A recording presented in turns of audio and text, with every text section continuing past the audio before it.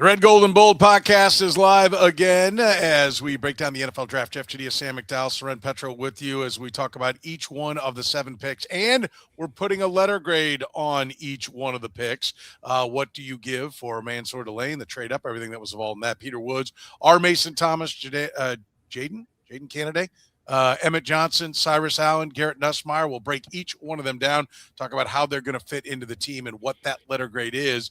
We're doing it right here, right now on the Red, Gold, and Bold. You are listening to the Red, Gold, and Bold podcast, the most in-depth analysis of the Kansas City Chiefs on planet Earth, breaking down the Chiefs like no one else can. Red, Gold, and Bold is hosted by Jeff Chadiha, Sam McDowell, and Soren Petro. Jeff Chadiha is a senior columnist and on-air personality for the NFL Network and NFL.com. Sam McDowell is a columnist for the Kansas City Star. Soren Petro is the afternoon drive host of the program on Sports Radio 810 WHB in Kansas City. The Red, Gold, and Bold podcast is proudly brought to you by Gann Asphalt and Concrete, Kansas City's nationally recognized full-service paving and pavement maintenance contractor, making parking lot problems disappear in Kansas City since 1994. Free consultations, no commissions, in-house crews, and every project comes with a written warranty. Find them online at GannAsphalt.com or call 816-484-3338. Gann Asphalt and Concrete, one contractor, all things parking lot. Now, here are the hosts of the Best Chiefs podcast, Jeff Chadiha, Sam McDowell, and Soren Petro.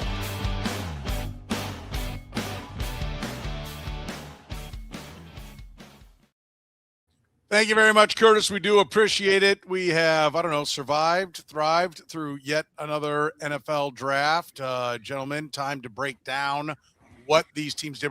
We decided each one of the draft picks are going to get a grade, right? Each and every one of the draft picks, we're going to give a letter grade, not just a draft grade, but for each one of the picks. First of all, did it turn out the way you thought it would, Sam, when you went through and assigned the grades? Yeah, because it's my opinion. So I knew exactly which way this was going. So it all came in just right. Okay. All right. I will say a couple stipulations on mine. I think it's really hard to give an A+. Because I just don't think there are guarantees in the NFL. And similarly, I think you've really got to crap the bed to get just an outright failing grade on a pick as well. Bed crappings, right? Tough to give a failure. I think based upon their picks, I think it'd be tough to give a failure. 49ers, Jaguars, they're the teams that seem to be getting the most criticism. That is crapping the bed, right? Yeah, we'll get into those maybe a little bit later on in an upcoming episode of some of the teams that maybe backed up the bus. Jeff, do you have anything that jumped out at you as you went through the process of assigning grades here? Look, I think it's always hard to do this the week after the draft, a year after the draft. I think it's an unfair process because you're really going off the guys who you know well, you've seen the bigger names, and you get down to these guys who are not as highly drafted, and it's more of a crapshoot. But I looked at it like not just the player and the skill set, but fit. I look at what went into the draft pick, what was available. So all those things factored into how I looked at the grades I passed out. So we're expecting straight C's? No, but there's a C in there. Okay. Interesting. All right, this will be fun. Let's get started. Mansour Delane, cornerback LSU. Not just did he go number 6, but I think you've got to also factor into the grade that 974 and 148 went for Mansour Delane. So there was a trade, that required a lot of picks, a lot of draft capital went for this player. Jeff, let's start with that one. What letter grade are you giving Delane with the number 6 overall pick ultimately? I gave it an A, and I give it an A because of the quality of the player.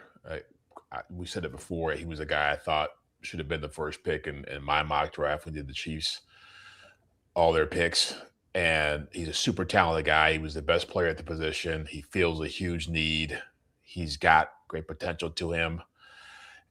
Look, the thing I don't like about it, we've discussed this as well too, is that I don't think they had to trade up to get him.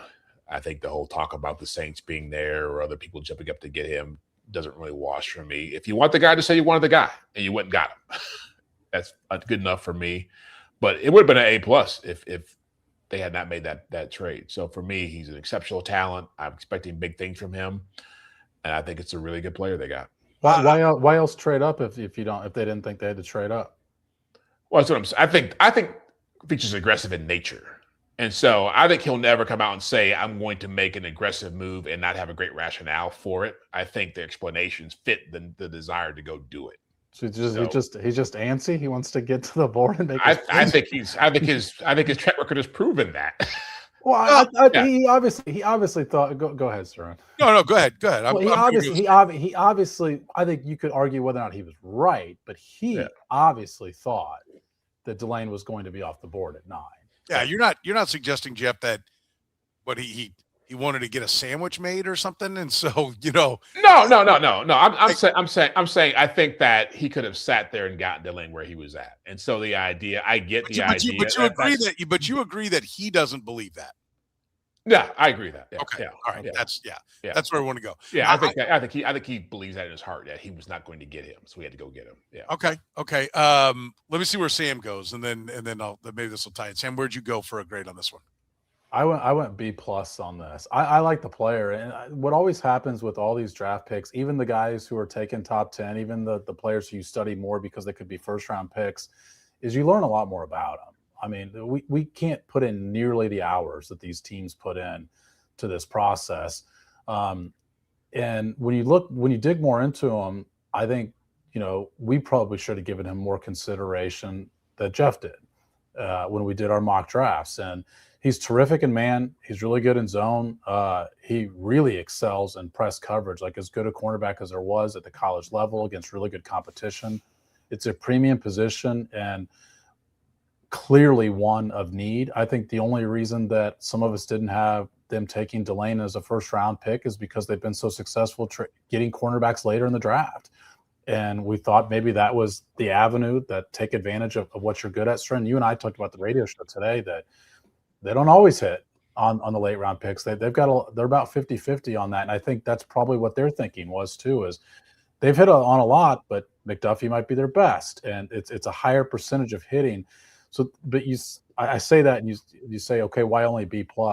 I just think you have to be dinged for the trade to get up to get him. Like they've cornered themselves into the fact that he has to work. He has to be, to me, Pro Bowl caliber good to justify what you gave up to get him. Yeah, I'm at a B. And I want to specify, first of all, it seems to me like, it's a 100 or 0 world. If you're not saying it's the greatest pick ever, you're saying it sucks. And if you're not saying it sucks, you're saying it's the greatest pick ever. And that's not the case. I agree with everything that's been said by both of you. I think it was a premium player at a premium position. They're up high. They needed to score one of the premium positions. I think it's a need. I think the consensus is that this was the best player at that premium position. I think the fact that nobody else went after him is it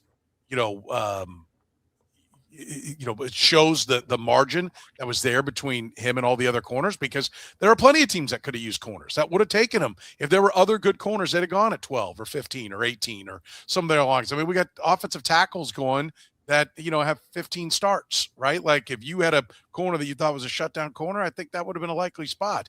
And so I think a B is a good grade. I mean, I think it's got the chance to be, if he's the number one corner in football, it'll be an A+ when we look back at this 4 years from now. But right now, I do agree. They gave up what they needed to give up to get to 6. But it's a lot. I mean, it's a really expensive pick. So to me, an A is, getting if this were an A+, what the hell is Jamal Charles in the 3rd round? What are some of those? So and nobody knows what those guys are going to be right now, but I give it a B. I was B or B+, and I went B, honestly, because I thought if I went B+, I was going to be the high water guy, and you guys were going to be talking crap at me. So now I feel bad that I didn't go ahead and give a B+. But I do think the element of, and this doesn't have anything to do with the pick, but I feel, Sam, like this is where you were going. The fact that you needed to make this trade to do it, to get it, is kind of the ding, right? But the reason you need to make this trade is kind of decisions you made that didn't have anything to do with the pick. Yeah, I mean, I just think the pressure was already on this year because you have better draft capital than you have. And really, technically, you actually, if you use the Rich Hill chart, you had more draft capital this year going into it than you did in 22, and even when you did in 2013 when you had the number 1 overall pick, because they didn't have a second round pick that year. And so, given that, the pressure was on to make this draft class work. But then when you add to it and you amplify that by trading up, like I said, I mean, I think the baseline now is this guy basically has to be like Pro Bowl caliber player to Yes. justify what you did here. And, you know, I use that scale, I guess. And I think under that scale, that's what made it hard for me to give an A, even though I like the player. Well, and look, and my thinking about this too is it doesn't bother me, but to me, it's very noteworthy that they're talking about this is our guy. He's the guy 2 months ago, and let's not bring him in. Top 5 on their board. Yeah, but you're telling me there's nobody else you had in the mix for that spot? Like it's like they basically decided this is going to be all or nothing for him, and to me, they have to get out of that kind of thinking. And maybe he's a great player, but I still feel like you could have gotten a really good player at 9 and also probably a good player with that 3rd round pick. And now your draft is a lot more well-rounded. Again, you don't put this much pressure on him. I don't know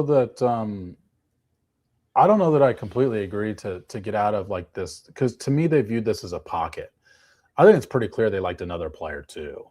And I think when you just go through the board, there's no way you're getting Love. There's no way you're getting Bailey. There's no way you're getting Mendoza. And I think we do the math on it. To me, I think the signs point to them liking Delane and Tate. And once one of those guys is off the board, there's the bottom out of a pocket in their minds. And the new pocket is a new pocket for a reason, to where they think there's a drop off in talent. And to me, that's how I'd go into the draft is with pockets of players. And it's what and look, I was going to say it landed them Trent McDuffie that way because it did.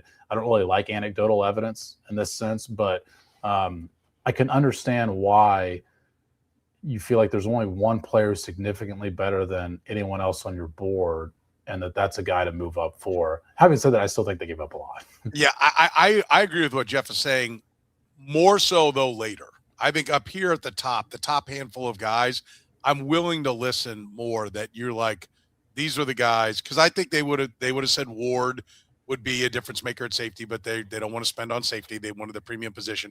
I definitely agree with Jeff. Like, I like Emmett Johnson a lot, like when we get to him later, but trading up in the 5th round, like I'd much rather see you moving down with other picks to where you get more 5th round picks and you don't have to trade up. No. I mean, part of the reason they had to trade up for Emmett Johnson is because they didn't have the draft capital that they gave up to get Mansour Delane. So part of the reason why I put him at a B is because if they had 74 and if they'd had 148, then those are spots where they could have maneuvered to get Emmett Johnson without having to move down. Now, I don't mind moving down. There's almost no value. I think it was 5 points of value in moving from the 6th to the 7th. I mean, you know, nowadays that's kind of an inconsequential move, but it just, to me, that is part of it, because to your point, Sam, yeah, they lost capital to be able to maneuver, and then they end up trading up again later on. And again, at least they got a pick, and they got somebody that they're going to add. They didn't give 2 picks for 1, where in this one they give 3 for 1. The Johnson one, they at least got a return pick lower, so I do like that a little bit better in the trade, and that'll reflect in my grade. But yeah, this put pressure on them in other spots, and there could be more football players that could be more answers to holes that they already have. I think for sure. So A, B plus, B are our grades so far for the first one. All right, let's move on. Unless anybody's got something else on Delane, let's move on to Peter Woods, D tackle, Clemson. He goes 29 overall. What do you give on Peter Woods here, Jeff? I went B minus, and I think he's got a really good upside. I think of the defensive tackles that were available, if you were looking for a guy to give you pass rush juice, he was the guy to go with in that spot. I'm concerned about the fall off in production in his final year. And I said to you guys the thing about him go out and buy a whole bunch of expensive cars as soon as he I don't know if that was real or not. Is that true or not? Well, I asked some questions about it, and I think that it may have been the kind of thing where, like, he's going to do commercials for a car dealer, and So there's a, 2-year leases on a car that he gets as payment instead of getting a check or something along those lines. But we'll find out. But I do, if he just went out and took a loan from his agent and threw 250 grand at, because I think these cars are like 125 grand each. Lamborghinis. They were Aston or Maseratis. As Maseratis. Yeah. So then yes, I do kind of question the judge. Anytime I see a chief with a fast car, I get nervous now. If it's like, hey, if we're going to see him doing commercials for one of the car dealers in towns that sells Maseratis, and that's he gets the cars in exchange for the commercials, that's not so bad. Did that factor into your grade, Jeff? No, I didn't factor into it, but it's a funny aside. But what I was going to make is that I think he's got upside, but he's not a finished product. So I'm just not sure what they're getting. He could easily be somebody who ends up being disappointing. So I wasn't as crazy about going all in with giving him a great grade. Okay, all right, Sam. Yeah, this is actually my lowest grade. And I think that might surprise some people, but I've got a C+ here for the Peter Woods pick. I was pretty vocal about this going into the draft that I didn't think there was a first-round talent, a D tackle. Now, my guess is the Chiefs did not have 29 first-round grades either. I do think he's quick off the ball. I do think the talent is there. And this is on the Chiefs to figure out now is why didn't it come together for him at the college level? Because it only gets harder from here. I mean, playing against ACC opponents, he had 14 pressures last year and like 350 pass rush snaps. And 2 sacks, I do understand. Right? What'd you say? 2 sacks, right? Yeah. And I do understand, but heck, his pressure to sack rate isn't even that bad. I mean, it's the pressures that I think is like, it's not like he's getting in the backfield a lot. And I understand that Clemson had a new defensive coordinator. It does seem like anytime you see the clips of him that they were asking him to maybe eat up blockers rather than, which doesn't make sense to me for his size and his quickness off the ball. I would want that guy rushing for sure. And that is what the role the Chiefs will have him play is like, he's more Chris Jones than he is like Chris Tonga, for example, who they just signed. And so like, I think the hope is that now comes to fruition. But for me, it's just hard to give a great grade on a guy that it hasn't come to fruition, that's had the opportunity to make it so, because like I said, his best football has to be ahead of him. Because if he produces in the NFL like he just produced in the NCAA, statistically, we'll call this a pretty major disappointment. Yes, I would agree. And I would say that I'm just putting more value on some of the things that you mentioned there, Sam, on him. I am going to go with a B+. I actually like this pick. I think it was very much a need. And I think,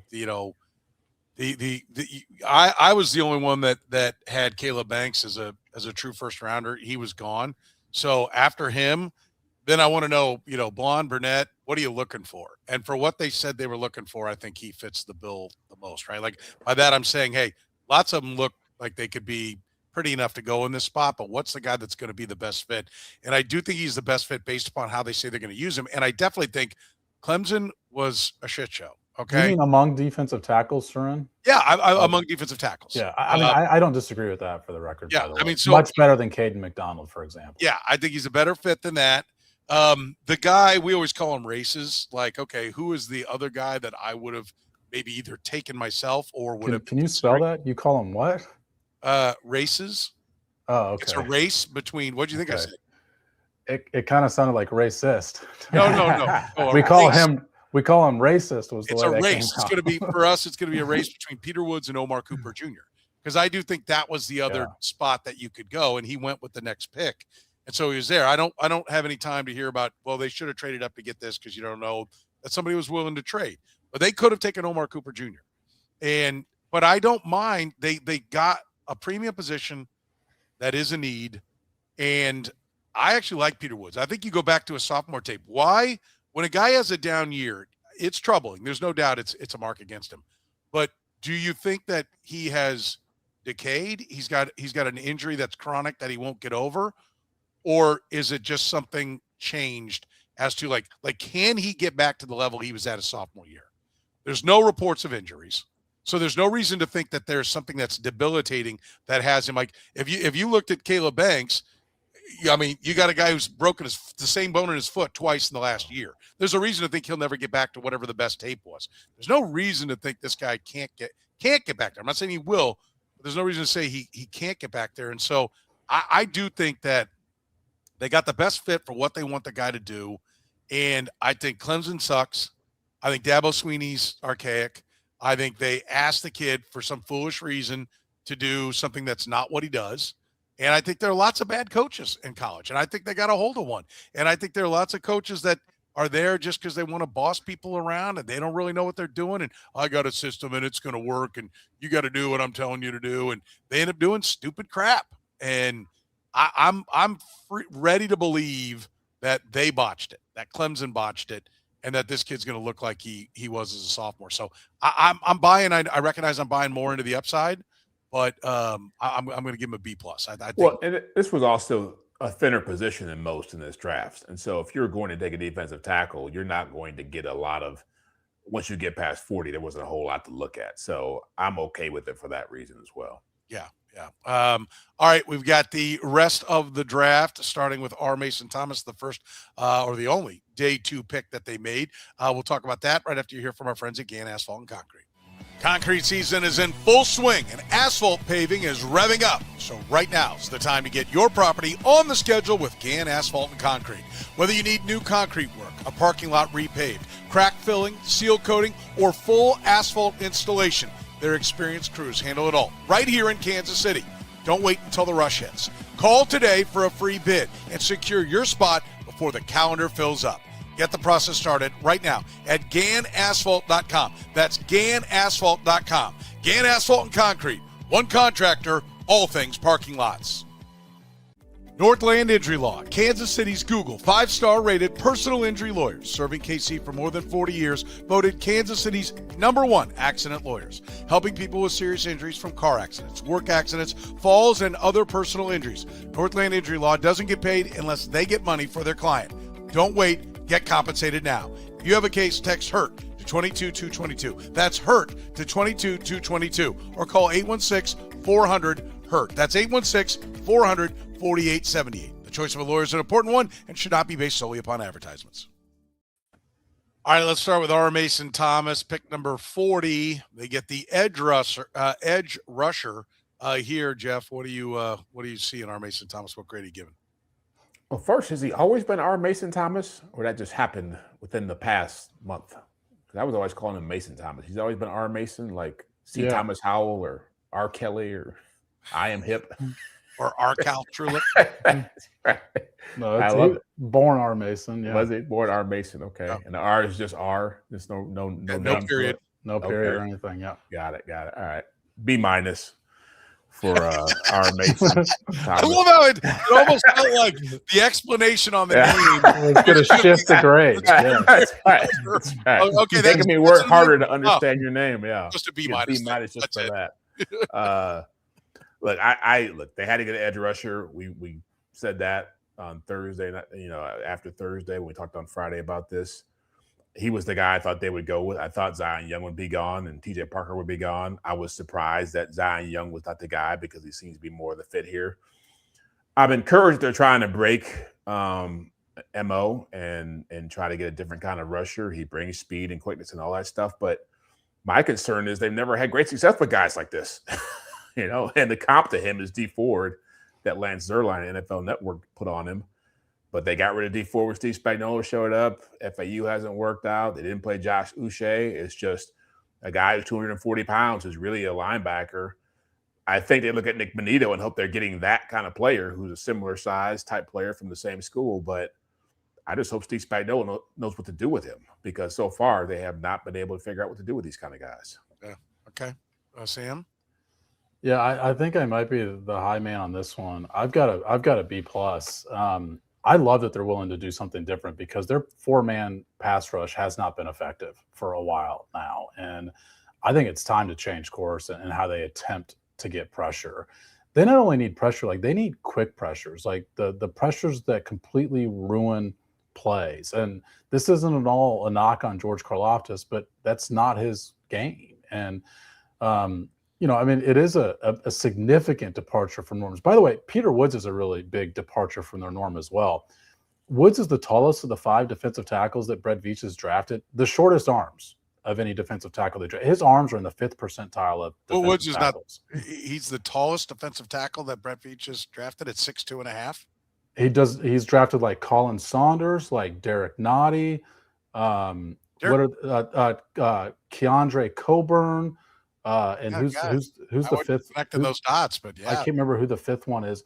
Like the conventional wisdom that the Chiefs only get like big, long defensive linemen is not accurate, because you look at their edge rushers, for example. Felix was small. They've drafted who else was there? They've drafted short and small in this.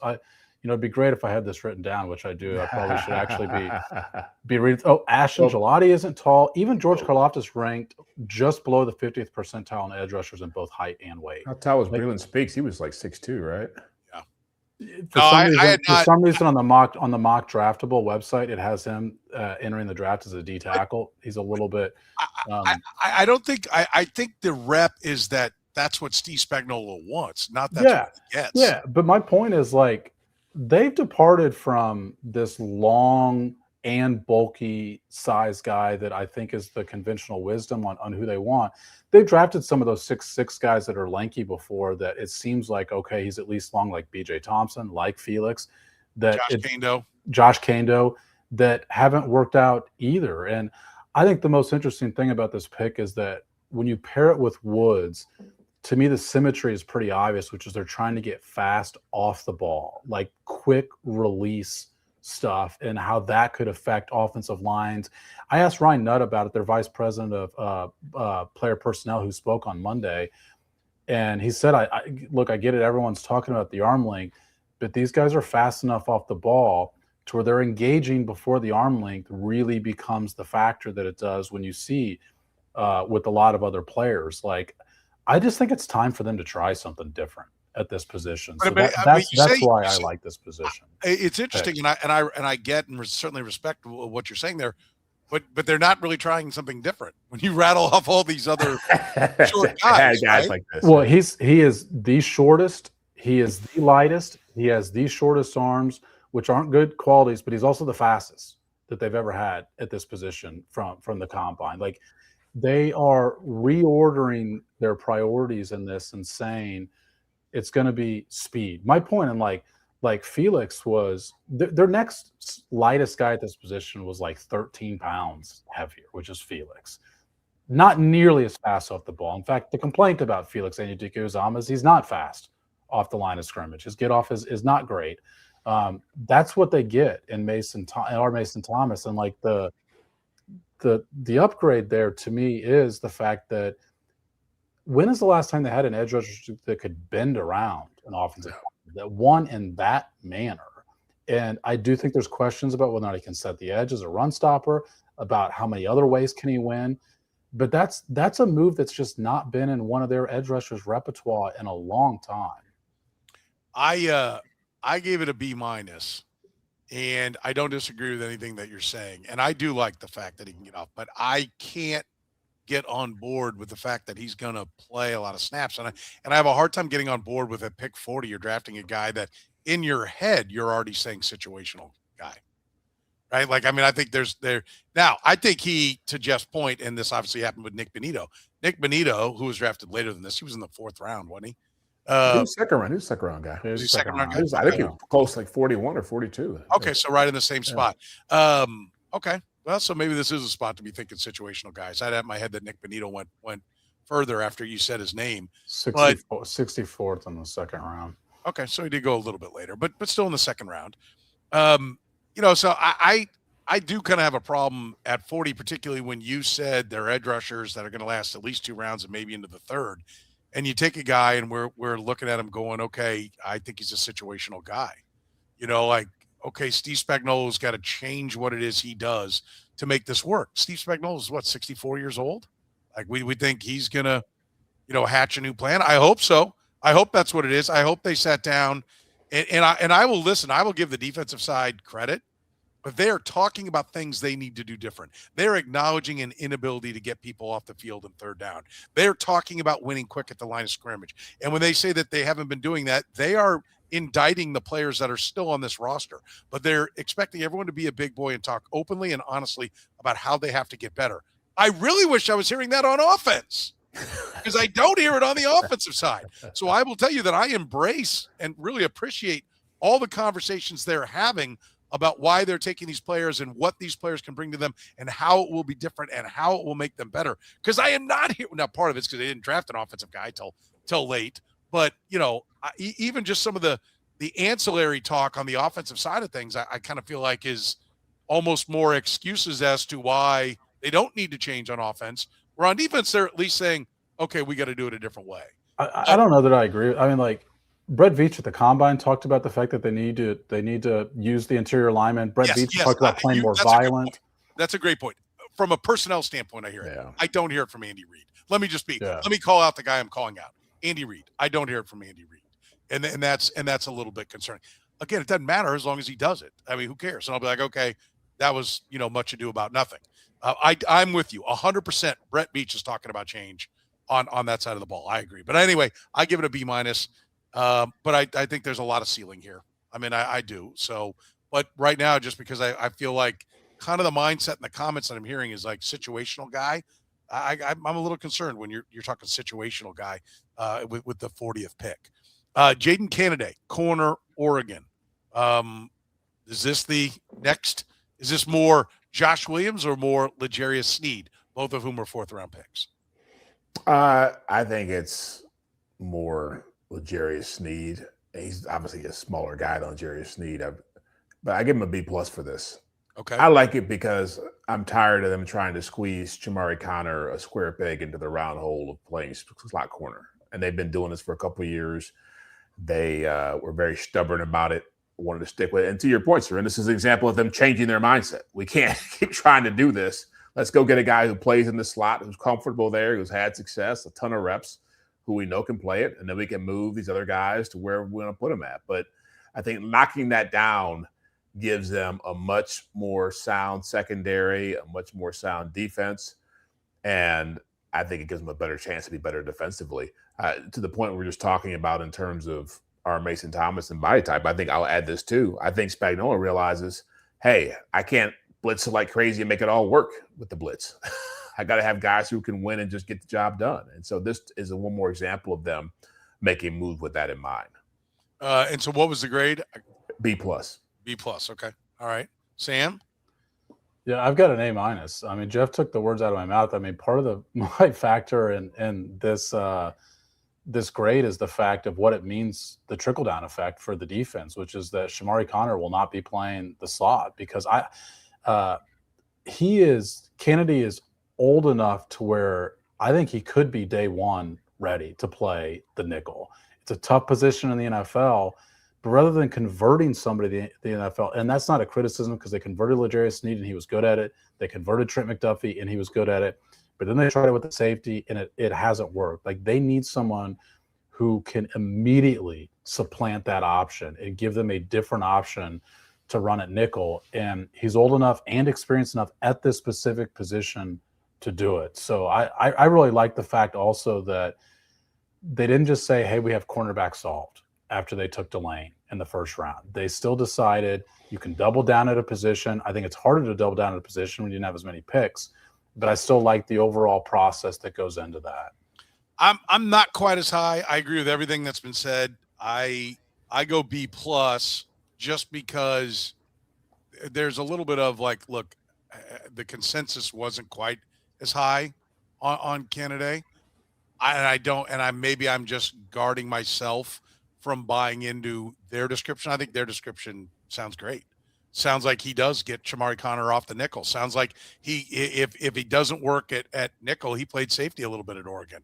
The word is that the coaching staff loved him, that he was willing to do anything, that he's a hard worker, that, everything about him is he's a top shelf guy in addition to, and he's willing to work and that he's versatile. And we know versatility is a huge part of what Steve Spagnuolo does. This is kind of the opposite of our Mason Thomas in the sense that this guy is exactly what you would think Steve Spagnuolo would want. Maybe a little longer, I agree with that. But when they go shorter, it's worked pretty good. Like when they went long, they come home with Josh Williams. When they went short, they came home with Trent McDuffie. Right. So, I mean, I think when they're willing to give on there, and when they went right in the sweet spot, they got Jalen Watson, but they also got Nick Jones and some of the other guys that were more the measurable types. But here in the fourth round, you're still thinking you're getting a player, and you're not just, drafting a trait, right? You're not just drafting a 40, or you're not just drafting an arm length. You're saying this guy can play ball. And so I think he looks and feels a lot like a Steve Spagnuolo pick. I love that they're not afraid to take another corner here. I think it does speak to the fact that this, and I guess maybe that's a little bit of my caution.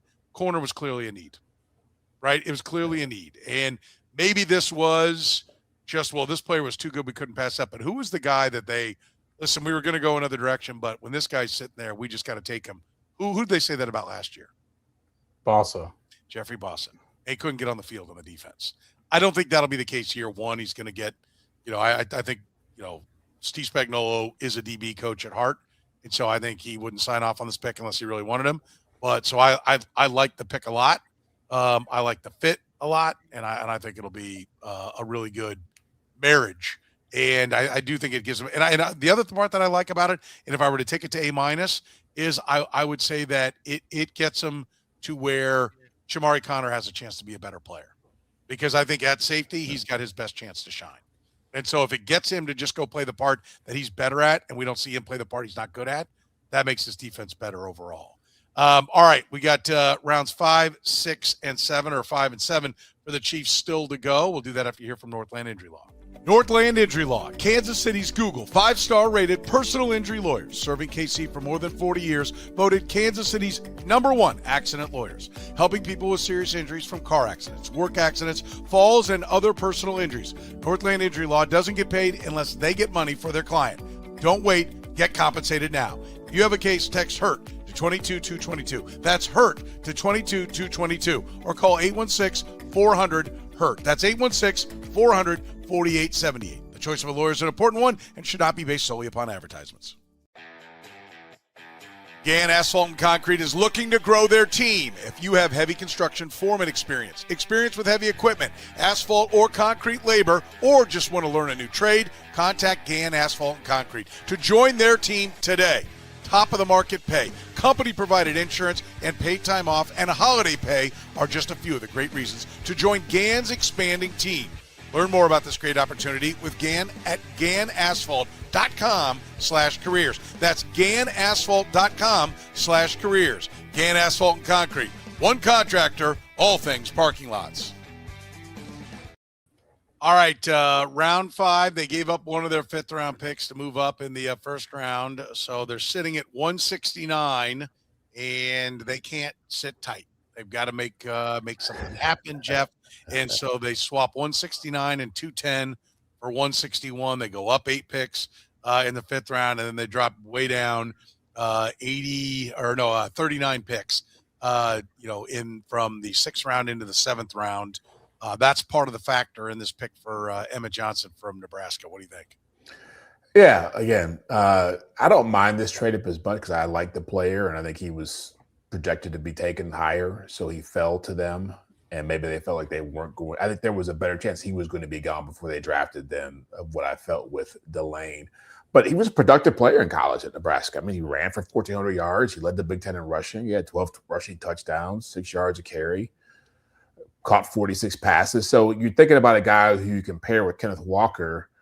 And this guy, aside from having great speed and great size, he does a lot of things that you want to have with a counterpart to Walker, because he's a downhill runner. He can fit well behind guys like Trey Smith and Creed Humphrey and Suamataia. Walker's more of an outside zone type dude. So I don't know how Brashard Smith feels about this, but I like this guy much better as a backup number 2 option, 3rd down back I don't know how good he is as a pass blocker, but I think he's a much better option than Brashard Smith is. Running back room looks a lot better with him in it. He is not a pass blocker. Yeah. That's the report. What was the letter grade you gave? A-. A-. Okay. All right, Sam. Those were actually the 2 grades I was debating between. I ended up going with B+.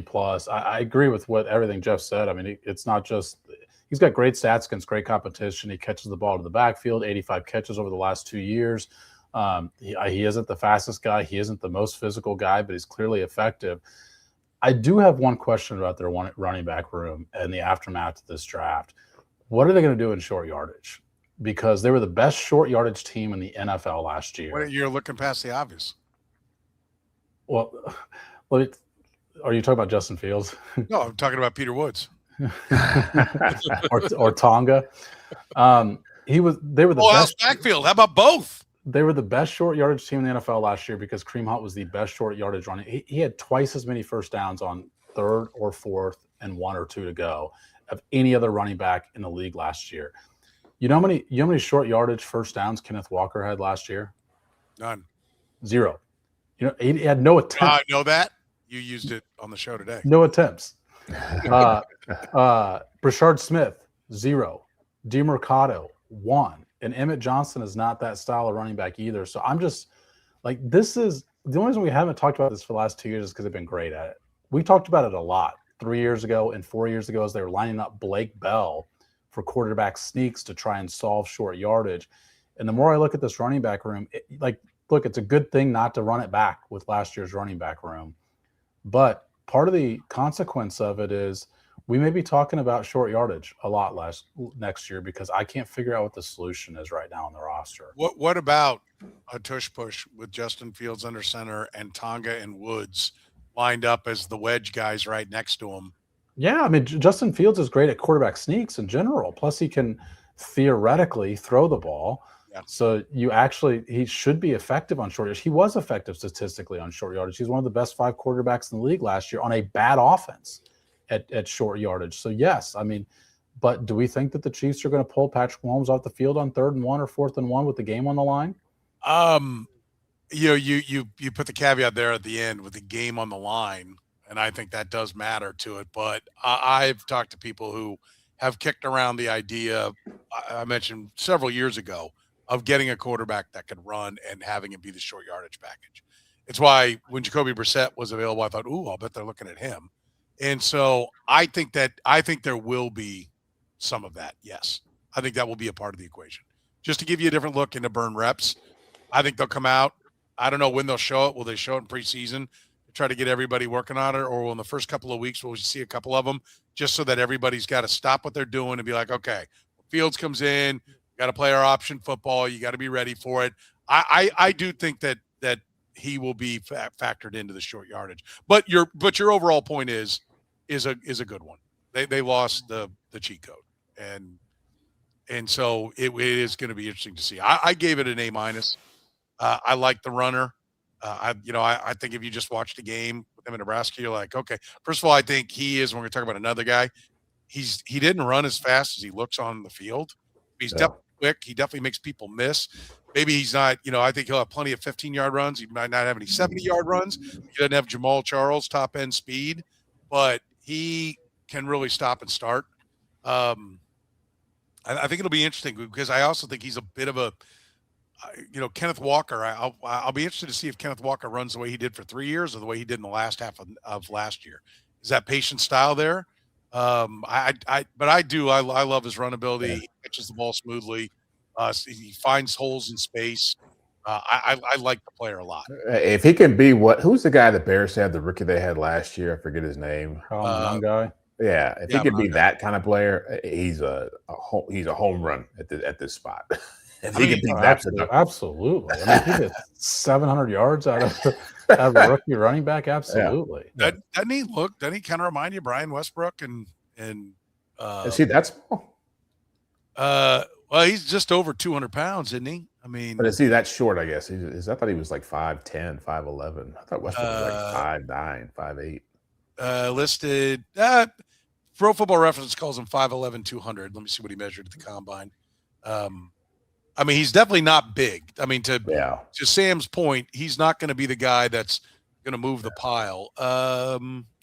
Combine measurement was 5'10" and a quarter at 202 pounds. He had a slow 40. Well, he's not Westbrook then, because Westbrook was 5'10", 203. I don't think Bryson was 5'10". So you're saying I nailed it. Yeah. Everything. Otherwise, I mean, besides that 1 pound, I think they're identical. Okay. Yeah. So you say I nailed it. Thank you. I appreciate that. I appreciate the support. All right. Cyrus Allen, wide receiver, Cincinnati. Jeff, not invited to the combine. You've got your C left somewhere here, Jeff. You teased a C on here. That's right. Well, you can't spell Cyrus without one, right? This is where it's coming.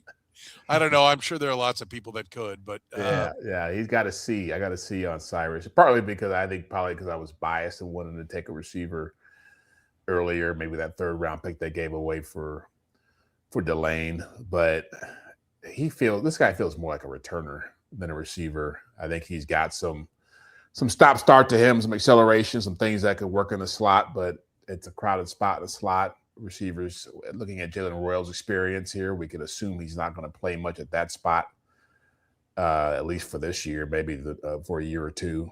And, I mean, I like the touchdown production. He had 12 touchdown catches in college, but he seems more like a small guy who's not very fast, who needs to be in the slot to be productive, and more of a return specialist type guy than anything else. Okay.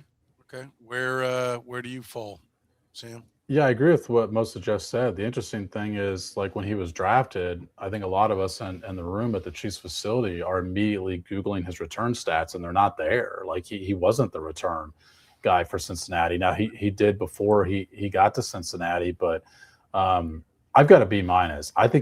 I think when you look at his tape, he is a pretty good separator. But to Jeff's point, he just seems really pigeonholed into only playing the slot. He's not super big. He's quicker than he is fast. So, like, that's what I mean by separating. I think he can get, create some early separation and routes, but then you're going to have NFL cornerbacks that are going to be able to catch up to him. So I think he really is going to have to play in the slot. Now, having said that, this is the 176th pick. Like, if you can get, 300 yards out of him, like, that's a quality player at the 5th round. And at some point you had to get a receiver. Bryce Lance of North Dakota State was the last guy that I thought that I had any thought on being taken as a wide receiver. And so my initial grade would have been like D-. Like, who is this guy? Not big, not fast. I'm thinking at this point you're going to draft traits. So I'm thinking you're going to draft, a 6'4", 6'5" wide out, or you're going to draft some guy who has no stats but ran a 4.2, and you're going to put pressure on Xavier Worthy.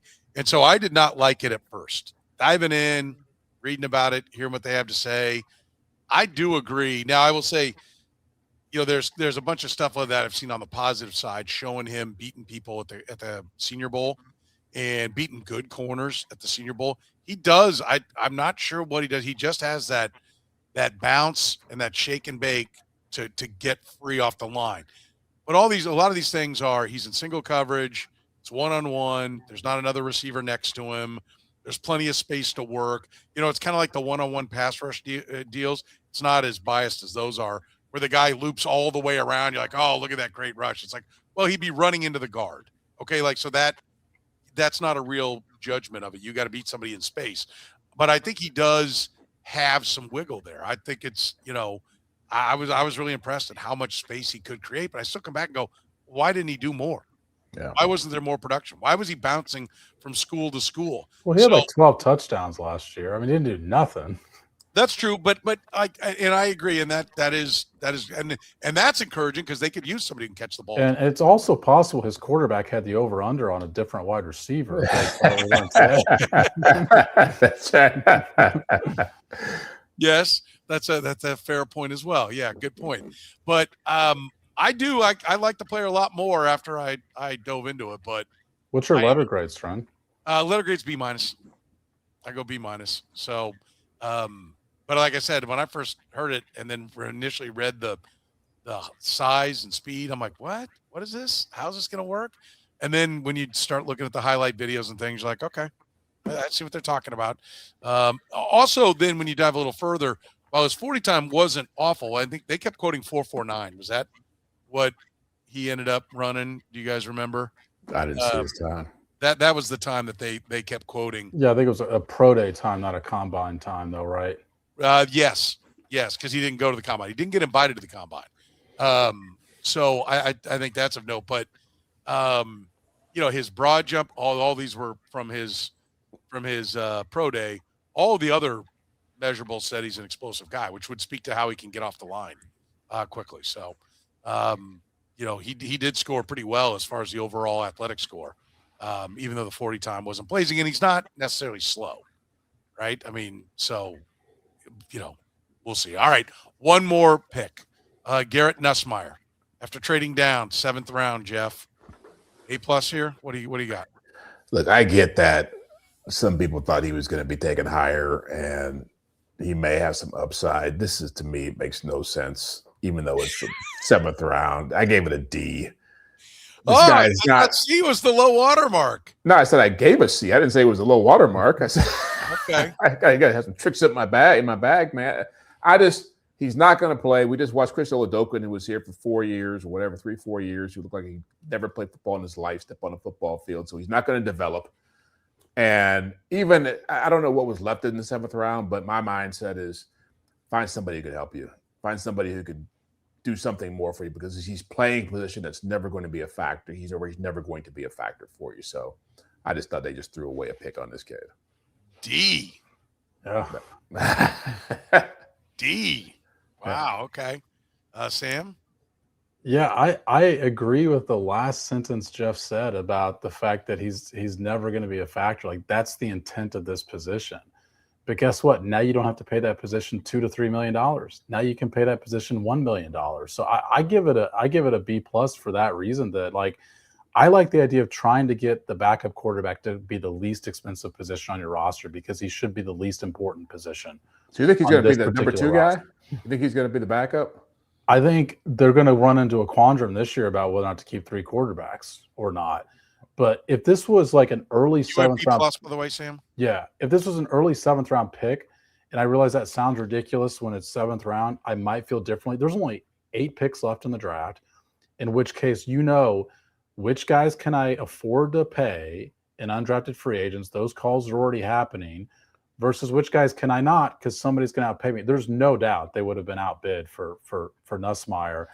And so I like the idea for a long time now of, like, just throwing a flyer at a quarterback, trying to solve this position for cheap.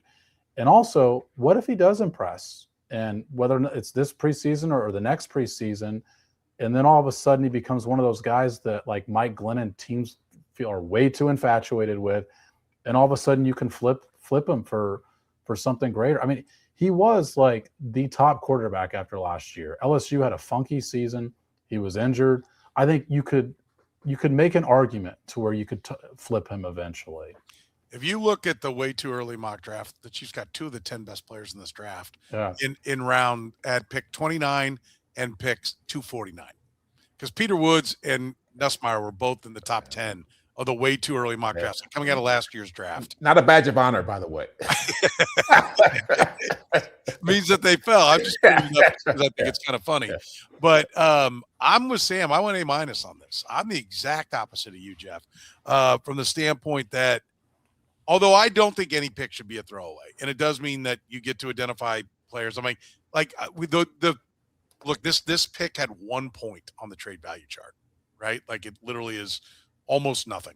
How low they grade what this pick is worth on the trade value chart is, it is next to nothing. But they also turn around and then talk about how excited they are about 5 or 6 of the college free agency side. Oh, we like this guy, and this guy did this, and this guy did that. Okay. One of them makes it most years too, though. What's that? One of them makes it most years too. Oh, for sure. And like I said, because of that, I don't think anybody should act like this pick doesn't matter, or all it was so we didn't have to negotiate. That's not true. I mean, this guy has to come play for you. It's worth more than that. And I agree with everything Sam said. The backup quarterback market's getting kind of expensive. They had to trade him. What was the trade for Fields? Now I've already forgotten. Was it a swap of picks? Yeah, swap 6-7, right? Yeah. So he's gonna make $3 million. They paid Wentz like $2.5 million. They paid Henne like $2 million every year. Well, and Gardner Minshew got 8. Up to 8. Yeah, well, okay, but just to go compete for a job, I mean that's what it was to like get a guy that you feel can play. I don't really mind watching Minshew leave because I didn't see anything at any time he ever stepped on the field for the Chiefs. I saw way more for him with the Colts or with the Raiders. I didn't see him seem like he could do anything for the Chiefs. It was a disaster when he walked out there for the Chargers. He bumbled the ball away. So I do like taking a shot at this for what Sam said. I think you can carry 3 quarterbacks, first of all, because this gets harder for them to carry 7 wideouts, right, Sam? We hope. Well, yeah. I actually think if this is a year you're going to keep 3 quarterbacks, like we just went through the roster, and I think on Friday, this will be part of our show on Friday, is what do they still need to do? What are you still concerned about? That list is going to be longer than it is most years. And so, I think they'll have more room to keep a player like this than they would most years. Yeah. And I think that's what they were looking at. I would have loved it if my guy from Arkansas, who was the first. I'm sorry to interrupt. So I didn't even think about the fact that this could be 3 quarterbacks specifically over 7 wide receivers. I said I wouldn't give out an A+. I really should change this to an A+. If that's the case. By the way, how did Brownlee do last year? What were his numbers after keeping 8 wide receivers last year? Oh, it was. Trust me, if anyone, if anybody argues against you on this, it's the Chiefs argue against me every year. They should be slapped in the face if that's the case. I would have loved it if this was Taylon Green. I'd be over the moon, right? The Arkansas quarterback that can really run, and then I think this was the greatest move ever. I'd give it an A+, but I'll give it an A- because it is a guy with pedigree. It is a guy who's played at a really high level. And so you're saying, but you think they're going to move away from having the veteran as the primary backup and move to this guy? I think that's the one. I want to see that happen. I'm not so sure. Well, why? They've got a 31-year-old quarterback. Like, what's Justin Fields? He's the first quarterback that's young, or was Minshew the first quarterback that was younger than Mahomes? No, man. Why is Justin Fields here? Then why trade to get Justin Fields in here? Then because if they had traded for Justin Fields after drafting Garrett Nusmire, I think that would be a worthy question. But they didn't have Garrett Nusmire. Okay. So I mean, I see your point. Yeah. I don't think they went into this going, we got to get Nusmire. Yeah. I think they thought Nusmire was going to go in the 3rd round. And I don't think they had any interest. And he just kept tumbling. And they're like, well, we don't need a quarterback. We don't need a quarterback. And then you got down here to Sam's point, and you don't want to negotiate. And you're like, okay, like this guy can make our roster. Like if you'd have told them, if they knew, if Patrick Mahomes were 38 years old, would they have passed on him in all those other rounds? No. So, I mean, he's worthy of going higher according to most. Although, I mean, I do want to know, why is he there in the 7th? Yeah, a lot of teams need quarterback still, right? Yeah, well, I mean, the reports have come out about him before the draft of having the cyst on his spine. So I'm sure some teams probably, we know there's, I guess, to shed some light on this, just because somebody has a clean medical report does not mean another team does. I mean, I think Trey Smith is the best example of that, of how many teams just had him straight off their board. I think for who was the best example? Trey Smith, 5 years ago. So I think that's probably a scenario here with Nussmeier. I guarantee you some teams had him off their board completely because of this medical situation. I think that, plus the abdominal injury, that was a chronic injury that didn't go away last year, and you worry, is that going to be an issue? Small hands, undersized height. I mean, that's why I say I'd give it an A+. Like, I don't mind a guy who's smaller, but there's a lot of reasons why he won't work in the NFL. Yeah. Well, and on top of that, again, and maybe I'm thinking about this in totality now, which is they had 9 picks going in the draft. They wound up taking 7 players. There's 5 who you trust to become real players, productive players for this team. And history tells us maybe half of that is going to happen. So, right. So I like more numbers, more players who actually can help you on the field. And they went against the grain on that one. I think that's fair for giving an overall draft grade. Do you have an overall draft grade? I'd give them a B minus. Okay. I think look at what I gave, average it out, it probably comes to about B minus. A couple A's, a D, a C, and a couple B minuses. So probably somewhere B minus. Which one? I'd go B minus. Okay. Sam? Just talking himself down.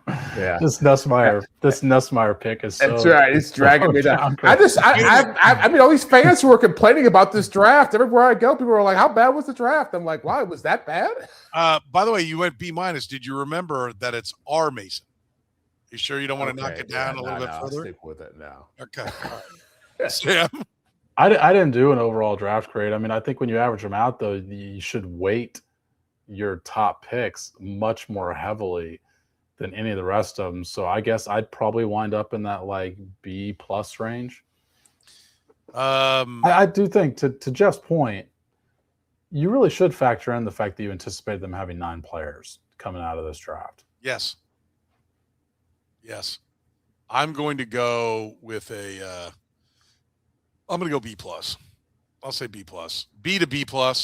Definitely not B+ to A-, B to B+. But I'll lean towards the B+. Because I do think that they got premium positions. They got positions of need without reaching for them. You know, I see the vision for each player and what they like Cyrus Allen. I know you gave him a D, or no, you gave him a C, Jeff. Yeah. I don't see them looking at Cyrus Allen going, all right, he's our number 1 wideout right down the road. I look at him going, well, he can be Albert Wilson. You know, like I also think it means like Jalen Royal sucks. I think there's and I'm fine. Like, what is your Sam? What are the wideouts you would keep right now? Well, you've got Rice, Worthy. I don't think you're cutting Jalen Royals in his second year. Thornton. So I think those are your 4. You probably wind up keeping Remigio and Allen, I guess. Okay. I don't think you need to keep. I mean, Jeff's hired Remigio as an offensive player than I am. Great dude. I mean, God, one of the best dudes in that room. But he hasn't produced offensively, and you know, I think it'd be great if Brashard Smith could develop into a return man, or you know, if you could make Cyrus Allen that. Although I don't know if it's a great idea to convert yet another college player who did not return kicks into returning kicks as a rookie. Have they officially put out their UDFA signings? No. I initially reported, I think it was 5 of them, which I know to be accurate. Yeah, I've got a handful of them as well. And those were Caldwell from Cincinnati, John Michael Gillenberg, the Rockhurst High kid, tight end. All of them, and somebody pointed this out and had quote tweeted me on Saturday when I put this out there about how they all score really high on the RAS athletics score. So you've got the Iowa safety guys. Yeah, just trait guys. Vincent Anthony Jr., the Duke edge, and the Miami linebacker Wesley Bissane. So I think, I mean, I think, you know, if we're already analyzing it here on April 28th, I think the odds are more likely than not that an undrafted guy makes the team. Yeah, I Jeff Caldwell, John Michael Gillenberg, Xavier Nwankpa. Yeah, the Iowa safety, yeah. Leslie Bionte, Miami linebacker, Deshaun Singleton, Nebraska safety, Omari Evans, Washington wideout, and Josh Thompson, LSU guard are the ones that I know about. And probably all those have been reported. I don't think I'm breaking any new ground here. Sam, you may have had all those and more. But Caldwell from Cincinnati, I think I think Jalen Royals is going to have a hard time making the team. I think it's tough to walk away from a guy, but I will give mad props if they're like, it didn't work, and they bail and they hit the bat chute. Like, I think they could do that. I wouldn't be shocked if they did do it.